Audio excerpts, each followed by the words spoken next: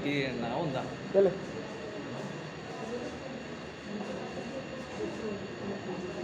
Muchachos. Los que se van a quedar, los que no, se salen. Los que van a escuchar, se quedan. Y los que no que van a escuchar, se salen. Porque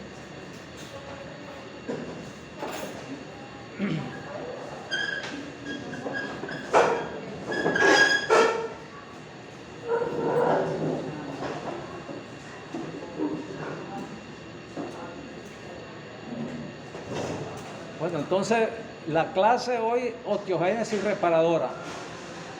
Después que nosotros hemos hecho el tratamiento de la fractura, le pusimos un yeso o lo operamos, entonces ahorita vamos a ver cómo es que el hueso se consolida, cómo se hace la curación del hueso.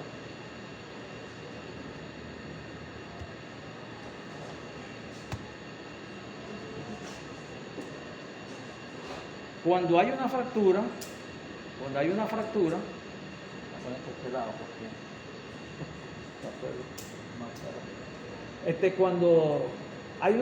se produce, pues, como se ve, el foco de fractura, un hematoma, y en los extremos de los huesos fracturados, a medida que pasa unos días, se produce una necrosis del hueso, en los extremos donde está la fractura. Ya aquí, cuando está en el foco de fractura, bueno, empiezan los procesos de reparación. Células que están sueltas por acá, células mesenquimales que están a nivel del foco de fractura, empiezan a hacer todo su conversión para construir, pues, las células necesarias para que el hueso se consolide o se pegue. Entonces, para esto hay dos formas de la consolidación. Una consolidación por primera vez o primaria, que es la consolidación que se va a hacer directamente de hueso a hueso. Esta primaria va a ser una consolidación quirúrgica, es cuando el paciente se va a operar, se opera. Y la otra es la secundaria, que es la consolidación cuando nosotros usamos otros métodos, por ejemplo, el enyesado. Cuando ponemos el yeso, tiene otra forma de cómo ella se va a curar. Entonces existen dos, como le dije, primaria y secundaria.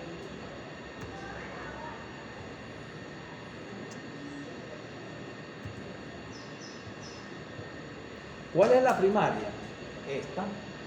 La primaria es cuando nosotros abrimos el foco de fractura, drenamos el hematoma y reducimos la fractura y le ponemos un material de osteosíntesis, que es en el tratamiento quirúrgico de la osteosíntesis, cuando lo ven en la clase anterior, que es la osteosíntesis. Entonces, en la osteosíntesis, pues entonces nosotros ponemos un material que no va a permitir que los extremos óseos completamente estén bien ajuntados, enfrentados, y con el material nosotros le damos compresión al foco de la fractura, le damos compresión, con el objeto, pues, de que el tratamiento se va a hacer, el organismo va a hacer trayectos de un lado hacia el otro, el sitio de la fractura.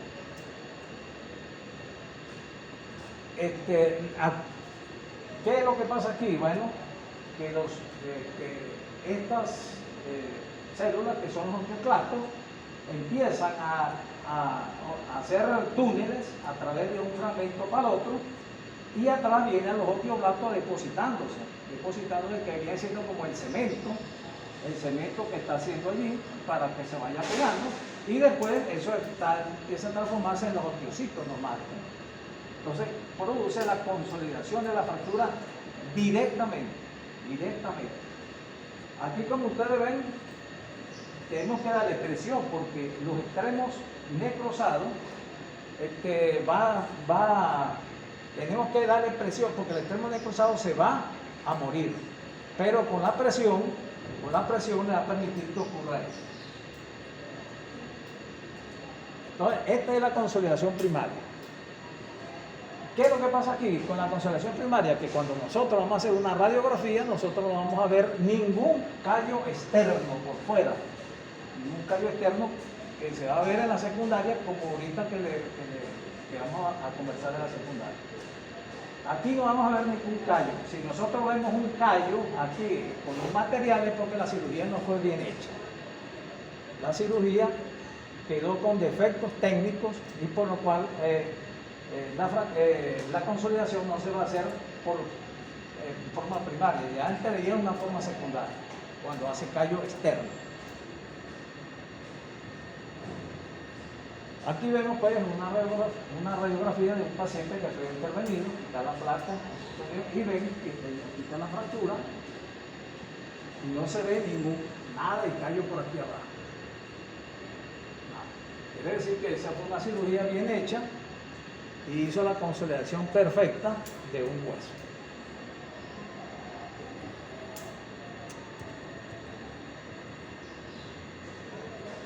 La secundaria es, como le dije, cuando la fractura es tratada con yesos o bien sea por una tracción esqueletal que nosotros le pongamos. Entonces, ¿qué ocurre allí? Lo mismo, da el foco de fractura y es aquí, en el hematoma de fractura, es donde se va a producir todos los fenómenos pues de que se vaya a hacer la consolidación y teniendo mucha importancia esta estructura, el periósteo, que tiene muchas células que se van a, mesenquimales que se van a transformar pues, en tejido óseo. Entonces tenemos el foco de fractura, está la necrosis del hueso. Hay células mesenquimales en todo este foco de fractura que se van a empezar a transformar en tejido óseo.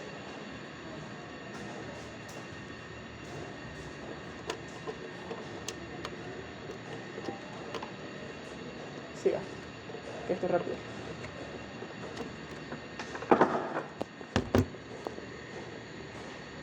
¿Qué pasó? Se recalientan.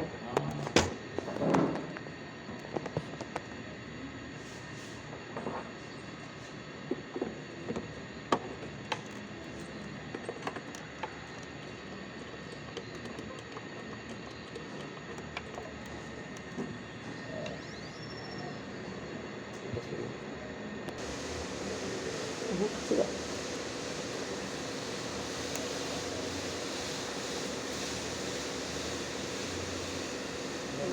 Una vez que todas estas células mesenquimales se han transformado, se transforma en un tejido cartilaginoso con condrocitos. Se transforma primero en condrocitos y llena todo el foco de fractura de este tejido fibroso cartilaginoso, fibrocartilaginoso. ¿Qué es lo que pasa aquí entonces con esto? Con este tejido fibrocartilaginoso que va a entrar en un proceso de la osteogénesis endocondral. Entonces, el tejido condrogénico es transformado en tejido óseo y entonces va a sustituir todo esto por un tejido completamente óseo.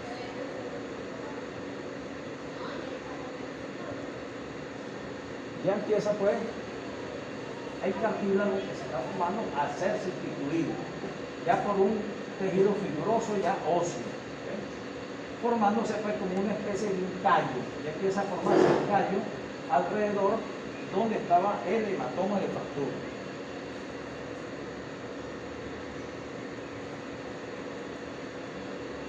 Luego empieza el hueso a producirse trabéculas a través de, empieza tejido, vasos atraviesan este tejido y empieza a trabecularse y darle la forma al hueso. Y después viene el último, que es la remodelación del callo. Ya aquí, ya cuando se formó un callo grande, el organismo empieza a tratar de alinearlo en lo más posible como estaba antes de la fractura, en su cuestión normal. como los osteoclastos, aquí sí también actúan los osteoclastos, empiezan a comer hueso,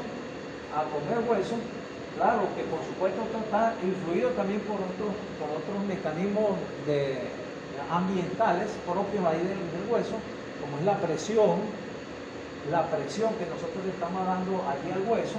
Entonces el hueso la fuerza empieza como a remodelar el hueso para darle la forma como estaba anteriormente.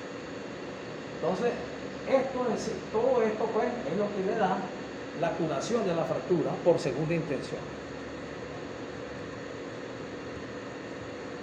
En esta imagen pues es para darle la importancia que le dije del periósteo.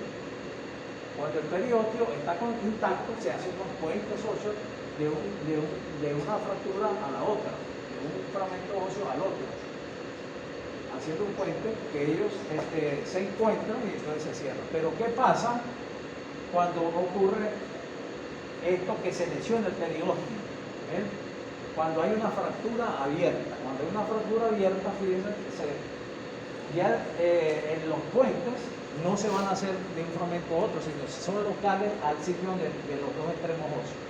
Pero ¿qué pasa aquí? Que son los tejidos que están alrededor que van a producir una inducción del tejido óseo para que ellos se consigan y formen el callo óseo. Y allí pues la importancia del periósteo. Por eso es que cuando uno opera, hay veces uno tiene que tratar de dejar bien el periósteo, porque es lo que ayuda a hacer la reparación de hueso.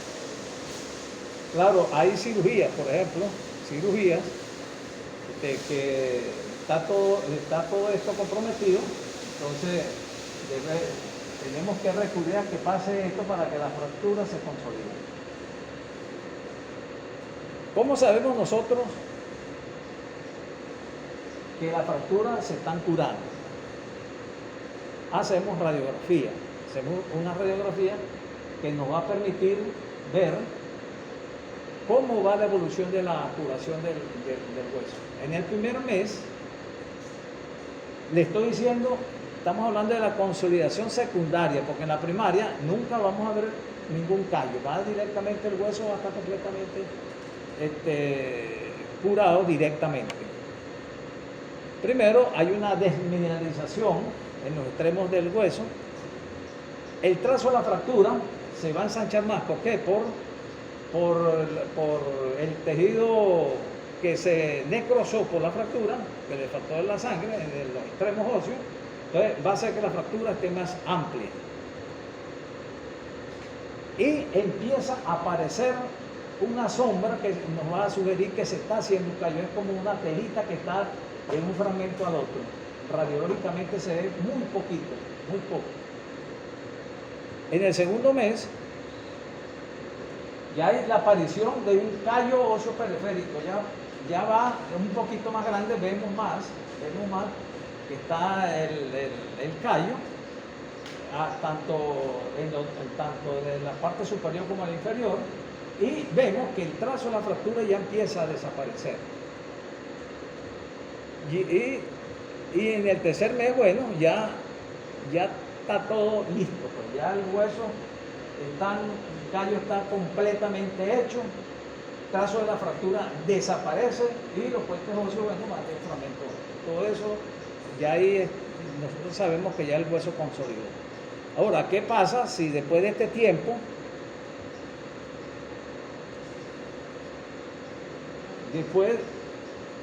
cuando al tercer mes, todo esto debe ocurrir en este tiempo de un hueso para que él se consolide? Para nosotros saber si eso consolidó o va a un proceso de patológico de que no se cura o se retarda o se consolidó mal, debemos que tener presente el tiempo que se ha estipulado en que pueda curar los huesos. Aquí vemos que el rayo del cúbito cura entre los 4 y 6 semanas en el niño, en el adulto entre 6 y 8 semanas. En el número de 8 a 12, clavícula de 3 semanas en niño, adulto 4, el escafoide carpiana de 8 a 12, tibia generalmente en el niño de 6 a 10 semanas, en el adulto de 12 a 20, el fémur del niño de 6 a 8 y en el adulto de 12 a 24. Más o menos esto es algo algo que debemos tener presente cuando nosotros vamos a decir la fractura consolidó o no consolidó.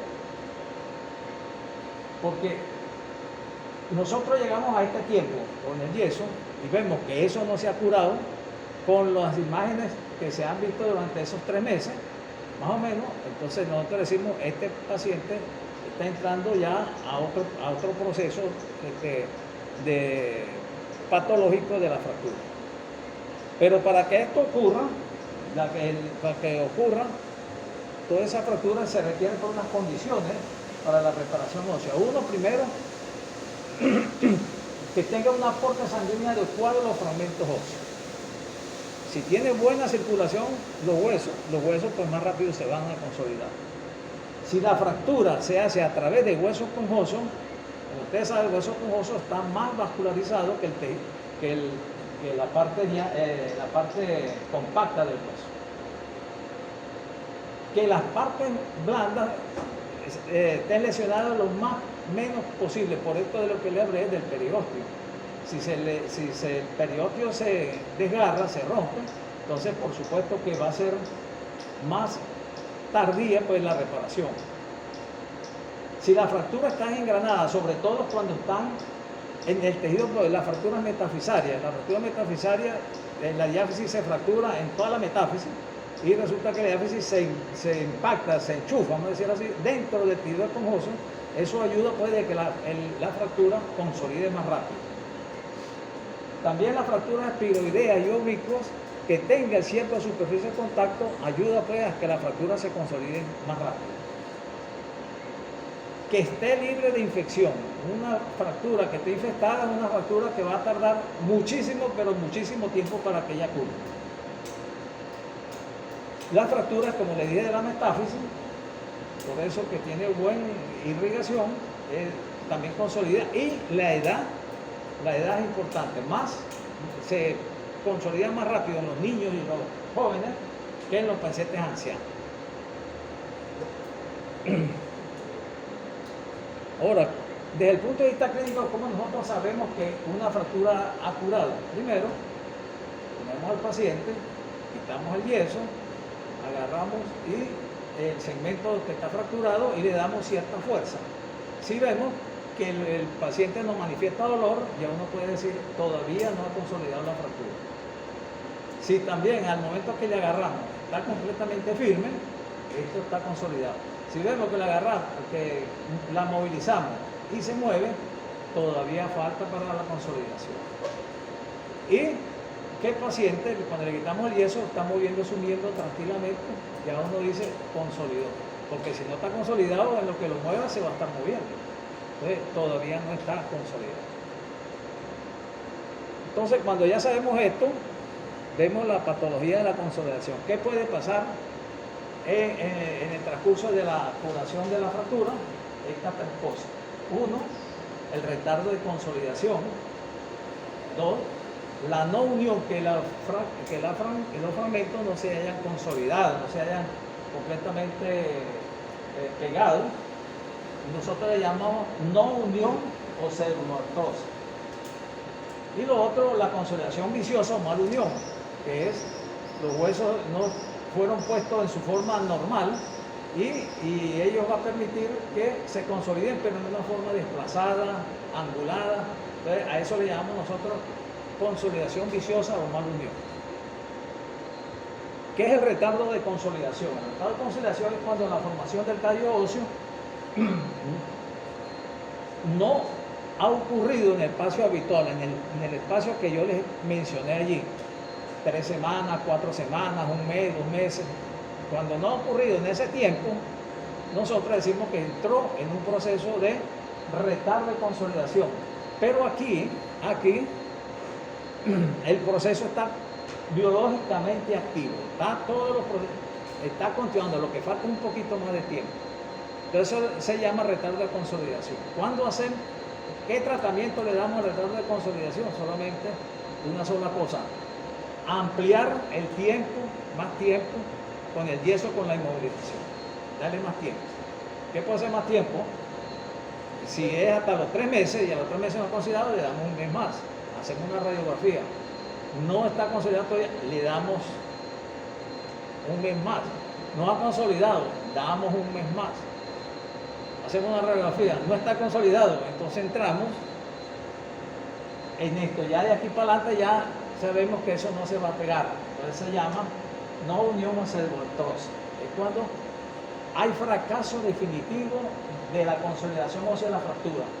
El proceso biológico hasta ahí llegó, hasta ahí cesó, llegó hasta ahí. No va a haber más consolidación ósea.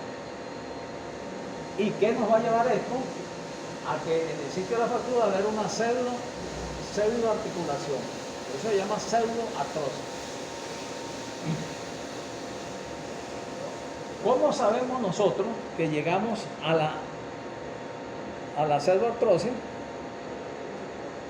Primero, los antecedentes. Un paciente que le hemos tratado, hemos puesto yeso por 6 meses, 7 meses, hasta 8 meses, y resulta que no ha consolidado. Ese es un signo de que el paciente está en una pseudoartrosis. Luego, quitamos el yeso y vamos a hacer y exploramos al paciente. Entonces, uno le pregunta, ¿le está doliendo? No, me duele, poquitico. Tiene cierto dolor. Vemos que la fractura puede estar angulada. Se ve angulada con cierta deformidad allí en el sitio donde ocurrió la fractura. Agarramos el miembro y lo podemos mover. Hay una movilidad anormal. Y en algunos casos podemos tocar el sitio y estaba la temperatura aumentada, a pesar de tener 8 meses o entre 6 y 8 meses con yeso. Por ejemplo, como vemos aquí, hacemos todas estas pruebas y vemos pues la parte clínica aquí, hacemos todo lo que le dije y esto así nos da una idea de que el paciente está en una no unión osteoartrosis. Luego que nosotros le hacemos el examen, movemos, se está moviendo, vamos a contactar eso a través de una radiografía. ¿Qué vamos a conseguir en una radiografía? Bueno, vamos a conseguir que los extremos óseos, estos que están aquí, va a producir una esclerosis ósea. ¿Qué va a ocurrir? Esta esclerosis ósea, esto que va a taponear el canal medular. Ustedes vean que el canal medular, vean cómo está aquí, tapado, los tapas. Va a haber una proliferación esclerótica marginal ósea. Esto empieza a salir hacia los lados, empieza a formarse una esclerosis mayor ósea de huesos. Y empieza a ampliar como la fractura tiene. Fíjense, el trazo de la fractura está completamente amplio. Entonces, estos son los signos radiológicos de una no unión o pseudoartrosis. Cuando nosotros hacemos la placa y vemos esto, este paciente está en una pseudoartrosis. Este caso es un paciente que tiene una fractura abierta del cúbito y el radio. Se trató con yeso por mucho tiempo, por mucho 6, 7, 8 meses y nada, mire, eso estaba. Cuando se le quitó eso, el paciente eso le bailaba, porque tenía. Aquí se ve la radiografía de este paciente aquí. Este sí tenía la típica pseudoartrosis. La típica pseudoartrosis. Fíjense, extremos esclerosados aquí. Ya este tenía tiempo con él.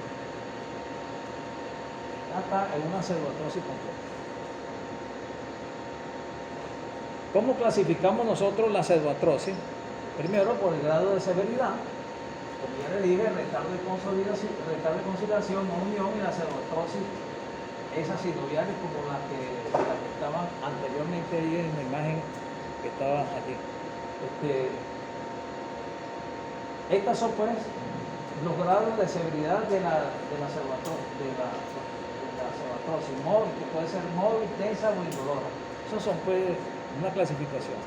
Lo otro es en el sitio. si es en la diáfisis o si es en la metáfisis, con desplazamiento, sin desplazamiento, intraarticular y extraarticular. También según el callo óseo, que es lo que vamos a conversar ahorita, porque esta es la verdadera clasificación que nosotros usamos para la pseudoartrosis. Esta, que es una, según el callo, hipertrófica, que está produciendo mucho hueso, o no se está produciendo mucho hueso, que es la atrófica. Entonces tenemos la pata de elefante, la pata de caballo, la oligotrófica, la atrófica hipovasculano reactiva, tercer fragmento por defecto óseo y atrófica. Entonces tenemos también la pseudoartrosis, aquellas que están infestadas y las que no están infestadas, aquellas que están drenando y aquellas que drenan o no, o si está activa o está inactiva. Entonces, según la infección también, le vamos poniendo pseudoartrosis, pata de elefante infestada, drenando, no drenando. Así son los diagnósticos pues, que hay que poner en los casos pues, de la pseudoartrosis, que está infestada. Luego vemos, pues, vamos a hablar sobre el callo óseo. Entonces tenemos aquellas que son la famosa pata de elefante. Como ustedes ven, los extremos óseos se ve como que si fuera una pata de un elefante, con todos los signos característicos pues, de la pseudoartrosis, obliteración del canal medular, la reacción esclerótica marginal, la esclerosis de los extremos. Esto es lo típico pues, de la fractura de la pseudoartrosis de un paciente que no le curó la fractura. La consecuencia de esto pues es, ¿por qué ocurre esto? Cuando la inmovilización de la fractura fue muy insuficiente o al paciente le dimos carga precoz. Por ejemplo, una fractura, en este caso una tibia, le pusimos al paciente vaya y camine con el yeso. Empezó a caminar con el yeso y bueno, se le iba deformando eso allí, porque se está moviendo, tiene movilidad y entonces no se le pegó la fractura. Pero ¿cuál es la ventaja de esto? Que el callo todavía es rico, la fractura es rica en tejido fibroso. Tiene bastante callo óseo. Entonces esto pues requiere un tratamiento quirúrgico para que la fractura trate de consolidarse. Consolidar mejor porque tiene buen cartílago, fibrocartílago y tiene bastante callo óseo. Por eso es que ayuda mucho pues la cirugía en estos casos. Luego tenemos la de pata de elefante, que son aquellos pacientes que nosotros hemos operado, hemos puesto una placa, pero la placa quedó con cierta inestabilidad, no quedó bien, haciendo bien contacto a los fragmentos, dándole la compresión a los huesos. Entonces quedó con cierta movilidad. Este tipo de pseudoartrosis es pobre en callo.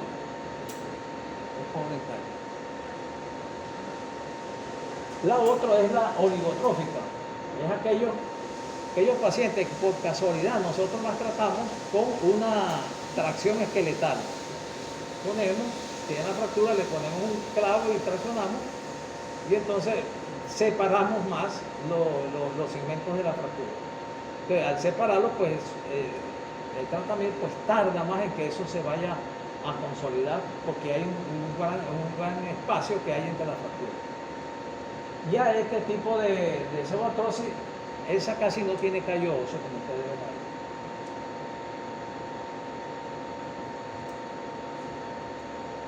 ahí. Las otras, pseudoartrosis es cuando ha ocurrido una fractura, pero un fragmento de hueso se perdió, se salió, fractura abierta, se perdió el fragmento de hueso, sobre todo cuando son diafisarias, cuando son fracturas de la diáfisis. Aquí está la ventaja de que los extremos de los huesos, están vitales, pues, tienen su circulación, tienen todo, pero le faltó el pedazo de hueso que se perdió. Entonces, cuando vemos que mientras pasa el tiempo de esto, vemos que los extremos óseos se empiezan a atrofiar cuando no se le ha hecho ningún tratamiento. Los extremos se atrofian. Como vemos aquí, faltó pues un pedazo de hueso y también está la cerotrosis cuando hay un tercer fragmento. Ocurre generalmente cuando hay la fractura y hay un tercer fragmento, que uno le dice un fragmento en ala de mariposa, el fragmento pierde la circulación. Es que es un fragmento que está sin vascularización. Es un hueso que se va a morir, va a morir. Mientras más exista, más fragmentos tenga, pues por supuesto que la consolidación se va a hacer, va a tardar más. ¿Por qué? Porque no son fragmentos muertos que están allí. ¿Y cómo hace el organismo para curar esto? El organismo empieza a comerse los fragmentos, se los va comiendo y va sustituyendo pues por tejido fibroso. Atrás, como ocurre en la osificación endocondral, come y atrás viene formando hueso. Que esto es, no sé, bueno, que ustedes no han escuchado de la osteomielitis, ¿no? No han escuchado de osteomielitis, ¿qué es osteomielitis? En la osteomielitis hay uno que llama secuestro, un secuestro óseo. ¿En qué se diferencia un secuestro óseo de un secuestro? Porque esto también puede decir uno, esto es un secuestro óseo porque está sin circulación. En la osteomielitis también está el fragmento sin vascularización. Pero la diferencia entre uno y el otro es que este está en un tejido vivo, está bien, y el otro está en un tejido lleno de pus. Por eso se le llama secuestro. Este tiene la posibilidad de que se reintegre, en el secuestro no. En el secuestro más bien es un tejido muerto que no tiene nada porque está nadando en pus, que el organismo trata de sacarlo. Entonces cuando hacen hasta las fístulas óseas, la fístula abre un hueco y pus, hasta que sale el pedacito de hueso podrido para afuera. Y ahí empieza a curar. En este tipo vamos a ver que existe línea fracturaria entre los dos fragmentos, como ven allí. Fragmentos por allá, fragmentos, líneas por aquí, líneas por allá. Igualmente si tiene varios fragmentos. Y la última es la atrófica, que es como esta. Ahí no pasó absolutamente, ahí no hubo nada de consolidación ósea, nadita. Tenía problemas completamente vasculares de todo tipo. Ese es el paciente que presenta este tipo de cerotrosis. Se ven así, como está aquí, el que llaman en punta de lata. Ahora bien, ya sabemos qué es la cerotrosis, qué es el retardo de consolidación. La clínica de las dos cosas, de la retardo de consolidación, y vamos al tratamiento de la cerotrosis. Ya sabemos, está una cerotrosis, ¿cómo vamos a hacer con ella? Ya le dije en el retardo de consolidación, ¿qué es lo que vamos a hacer? Prolongar el tiempo del enyesado, de la inmovilización. Pero en la cerotrosis tenemos que hacer pues muchas cosas. En la cerotrosis hay muchas cosas por tratar de consolidar la fractura, pero una de las más importantes, importancia de cuál es el tratamiento de la cerotrosis, es que debemos de poner injerto de hueso, un injerto óseo. Si no ponemos injerto óseo, claro, son tratamientos quirúrgicos, ¿no? Si no ponemos injerto óseo, el paciente no se va a curar, Entonces, aquí tenemos pues, vemos, injerto de hueso. Coloca bastante injerto de hueso en algún sitio donde está una fractura. Se opera, se le pone una inmovilización, un material de síntesis, y se le llena todo el segmento de injerto de hueso. También se puede hacer, como ven aquí, un injerto pediculado, pero ya esto es con microcirugía. Se corta pues el segmento óseo que tenga la vascularización y lo ponemos con microscopio, suturamos las arterias y también es otra forma de tratar la fractura. Bueno, lo importante de saber de esto es que la cerotrosis se cura es con injerto de hueso. Si no hay injerto de hueso, no hay curación, no hay curación. También existe otro tratamiento que se estuvo usando, que es con unos tejidos con electricidad. Electricidad, como se ve, uno cree que el hueso no tiene electricidad, pues sí tiene.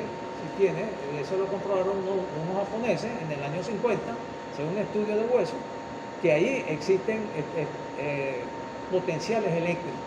Uno, sobre todo en los sitios de la fractura, en la parte que estaba a tensión, era electropositivo, y en los sitios que estaba en compresión era electronegativo.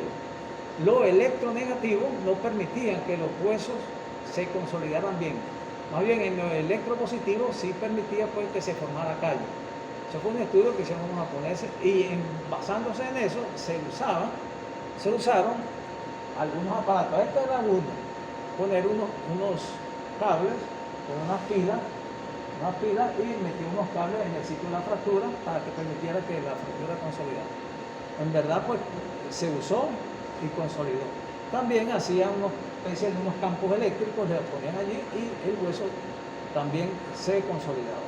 Pero eso no era más engorroso esperar todo eso, que ya eso casi ya no se usa. Pero esto lo hablamos para que sepan que el hueso también tiene electricidad, también tiene potenciales eléctricos. Entonces hay que tener presente eso cuando nosotros estamos tratando la fractura. Entonces, bueno, esas son las dos formas pues, de cómo se tratan las fracturas.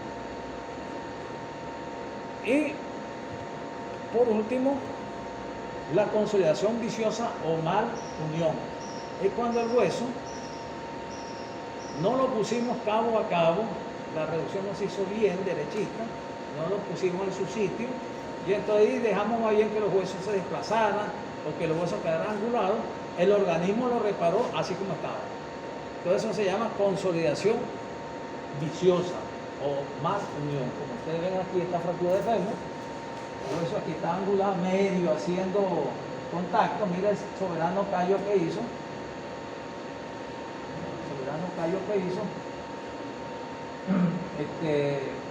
El paciente tenía el miembro muy deforme. ¿Y qué hay que hacer en estos casos? Tratar de poner el hueso en lo más alineado que se puede. Hay que operarlo, hay que hacerle una osteotomía, eso se llama osteotomía. Lo agarramos el hueso, le hacemos un trazo de fractura, lo volvemos a fracturar y lo vamos quitando, lo vamos remodelando hasta darle la forma normal del hueso y se fían con un material de sintésico, como en este caso.